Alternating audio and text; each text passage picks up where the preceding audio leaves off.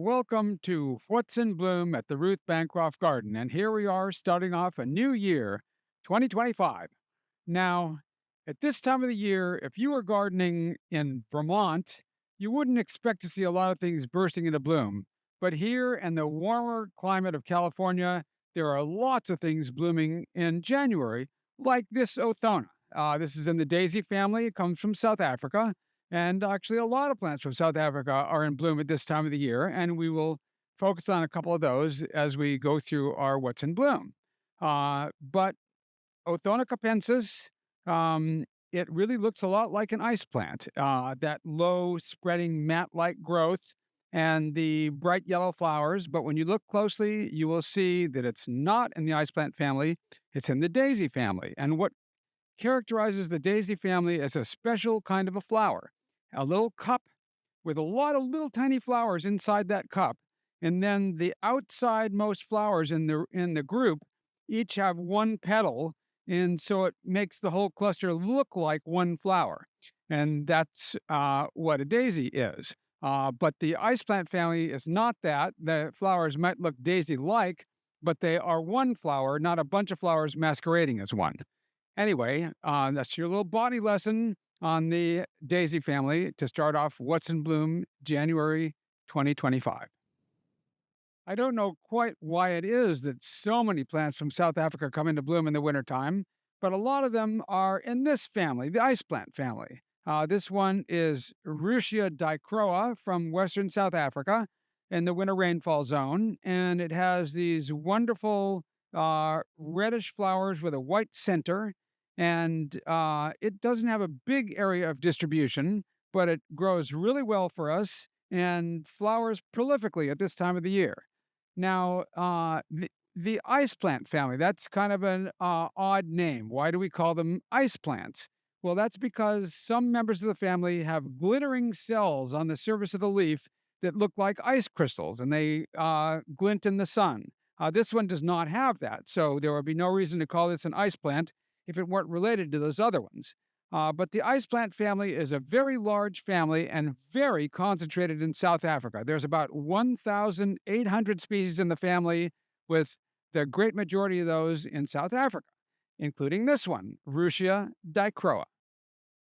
Here we have another plant from South Africa. This one is Euphorbia clandestina or clandestina. And the name means clandestine, means hidden.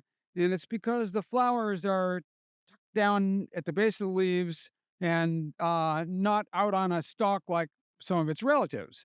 But Euphorbia is a really, really large genus. It occurs around the world, but South Africa has so many species that the book published in the middle of the last century on the Euphorbias of South Africa was 2 volumes. So that shows you how many kinds there are. And so they're of all sorts, from trees to little tiny herbaceous ones.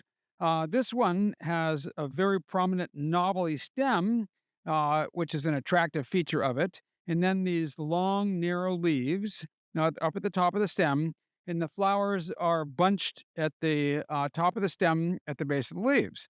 And they're not real obvious from a distance, but they are typical euphorbia flowers. And what euphorbia flowers have that's unique is a cup-like structure called a cyathium with little glands around the outside of it that attracts the pollinators. And then in the middle are little teeny tiny stripped down flowers that have no petals and aren't showy at all.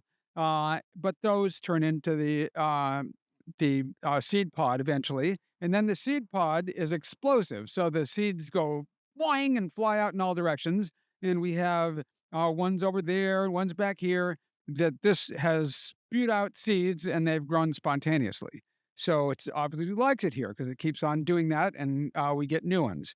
Euphorbia clandestina. Here we have yet another beautiful flower from South Africa. This one is Nerine humilis. Nerine belongs to the amaryllis family, and like other plants in the amaryllis family, it has an inflorescence where the stalk comes up and then the flowers radiate out in a globe at the top of the stalk, an umbel.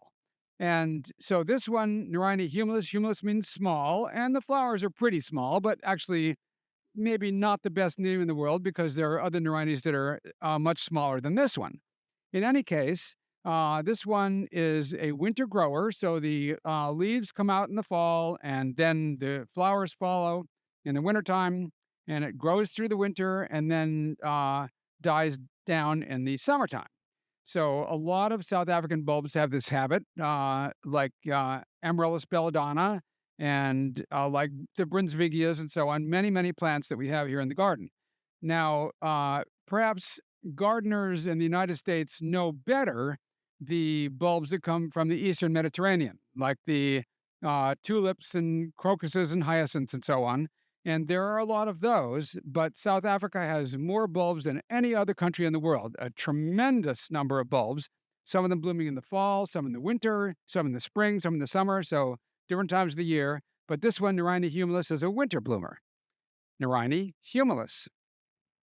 That brings us to the close of our January What's in Bloom at the Ruth Bancroft Garden.